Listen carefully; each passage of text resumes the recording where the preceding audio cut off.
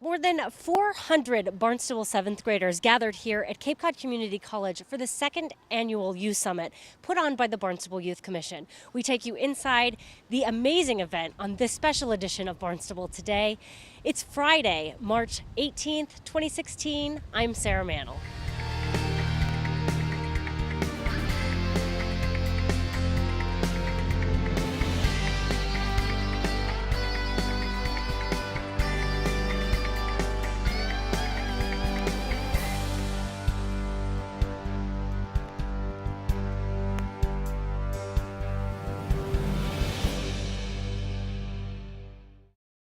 The second annual Youth Summit included many different activities and kept the 7th graders busy for the entire day.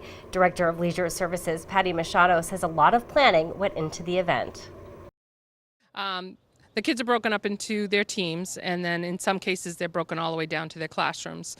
So they're different packs. We have Dynamic Influence, Robert Hackinson, who is a magician slash hypnotist, and he's meeting with a group of kids, but it's all about making good choices. The whole program is about making good choices and how to make those good choices and what's out there and what's bad and what's, and not everybody's doing drugs. Not everybody's smoking cigarettes. That's just not true. And he talks a little bit about that. And then they will see Mike Devlin, who grew up here in the town of Barnstable, and he spoke last night at the forum, and just an amazing story. First time back home sharing his story, and the kids resonate because they're growing up in the same environment he does and has. They all come from different places, but they all live in the town, and so they can relate pretty well to him, and they've been pretty free with him. He's such a cool kid. And then we have Gosnold is here, and they have a little bit of time talking about alcohol and marijuana. People think it's legal. It's not. It is not legal, and we have Mr. Rosario from Gosnold speaking with the kids. A little bit different. His story is a little bit different from Mike, so they get to hear that. And then they go to peer leadership, these are the things that blow my mind. The high school students come in, they take a peer leadership class, and they present. Try to make them a close group. They go into really tiny groups, get them to communicate with each other, and realize how important it is that they look out for each other. And from there, they go into the high school activities. Barnstable High School has so much to offer, and we have the high school, a bunch of high school students that are talking about what they have there. And if we don't have it, let's make it happen. And also Maura Healy has her opening address, so every student will hear from Maura Healy. And they may not realize who she is, but their parents they'll be like, oh, Maura Healy? Oh, wow. So, yeah. Everybody's involved here. And then they go to lunch, and during lunch we have vendor tables, and all the different people that we have in here are nonprofits. They're all nonprofits and things that kids can learn to know, and then if they need to chart a course, they know somebody. They'll actually have an understanding of what's available to them so they can start to chart their own course. We all know once you get into high school, it becomes challenging for parents, but for kids to know where they could go and ask for help, it's here. And again, the town employees, the police, the fire, the town employees from, at Town Hall, the teachers, everyone came together and donated, and we were able to give away, we have 65 prizes to give out if the kids make it to every single table and find out what's offered there. And they have lunch. So it's been a great day. Barnstable High School alumni Michael Devlin came all the way from Texas to share his story of addiction and recovery. Hey, I'm gonna share. Did any of you guys get briefed on who I am? No. Good. I'm not really a big deal, so you shouldn't have, really. Here's the thing. I grew up in Cape Cod. I'm from New York originally. I did drugs, and I'm sober now. Thank goodness. But I'll tell you why it's a thank goodness kind of thing. But hey, I'm gonna share some of my story.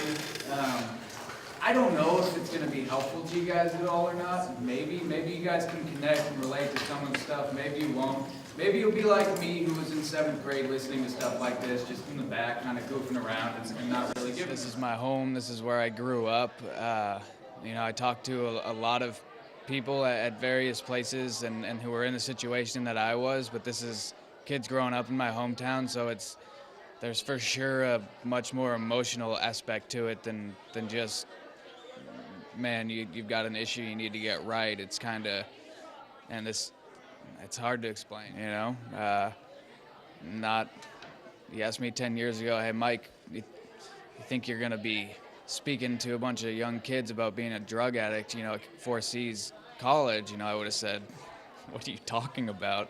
But this is what's going on right now, and it's kind of, and I've realized that I didn't have control of my life a long time ago, and that this opportunity popped up is being put in my face. I mean, how could I not come back? You know, it's just meant to happen. So. 7th grader Hannah Doobie says she thinks events like the Youth Summit are an important part of prevention. I think it's really important that we all learn about this kind of stuff because it can definitely be overused and overthought.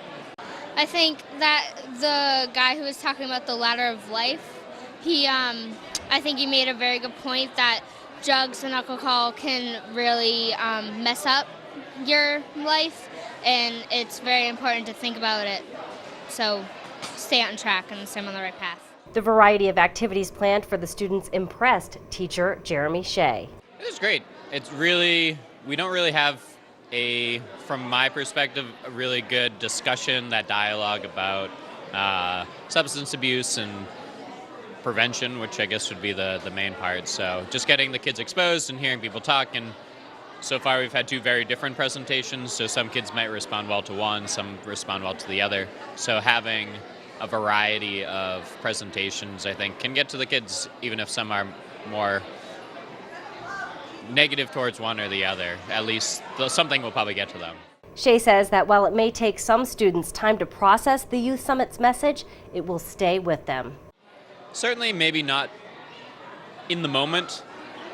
It's a lot. They're in a new place. It's a lot to adjust to, and walking around, you're excited seeing new things. But I think especially going back to school and reflecting on it, with having teachers talking about it more and kind of setting in of what they have heard and their reactions to it, and just starting that conversation. I think even if today when they get home it's not on the front of their mind, it's going to continually keep coming back to. For 7th grader Nick Catabrega, the day was full of fun. I think it's kind of fun. You know, like the magic thing was really funny. If you just have someone come to your building and they just tell you about it, I mean, it's not as fun, it's not as interactive, whereas here, you know, you get to learn a lot more because you're actually doing something. The Barnstable Police Department was also a huge part of this year's Youth Summit. Deputy Chief Matthew Sonnabend says he wouldn't have missed it for the world. Honestly, the Youth Summit is a great idea, and well, the Youth Commission and the Youth Summit are both a great idea. The Youth Commission is a great idea because you want to get the youth involved and realize that, you know, although we're in charge kind of right now, one day, you know, these older people here like me are going to be gone, and we want to get the kids into the habit of taking charge of their own destinies, their own lives, and getting involved in government and other things. And, you know, I once heard somebody say that, you know, the world is run by those who show up, and obviously getting the kids involved at an early age and teaching them that helps to, you know, keep us all moving forward and create a better environment. But this event itself, in particular, the Youth Summit, is a really big deal because although it's easy as an adult to talk at kids or talk to kids, and that's the way it's perceived by kids. You're talking at me, and, you know, you're someone who, you know, is older than me, and, you know, you're not really on my same level, and it's always just maybe advice that goes over your head. But when it comes from someone who's closer to your age, or even at your age, at your level, it's more of advice than it is direction, and I think it's a lot easier to hear advice than take direction sometimes. The Youth Commission spent months planning the two-day event. The group is led by Chair Brendan Clark. I think my favorite part is just just during lunch here, you know, I had kids who came up to me, just wanted to talk to me. They just wanted to share with me, you know, their thoughts on the day, their experiences, and their own views, and ask me questions about high school. So I think it's the kids, you know, interacting with, you know, the upperclassmen and at the high school. That's the favorite part I for me. think it's absolutely fantastic. The kids are so well behaved. They're so respectful, and I'm really proud to be a part of this whole thing, and see so much happening for young people. The honesty has been amazing to me from 7th graders. Absolutely. There's no judgment going on here. People are speaking freely, and that's what you hope for, that you help some kid maneuver through life.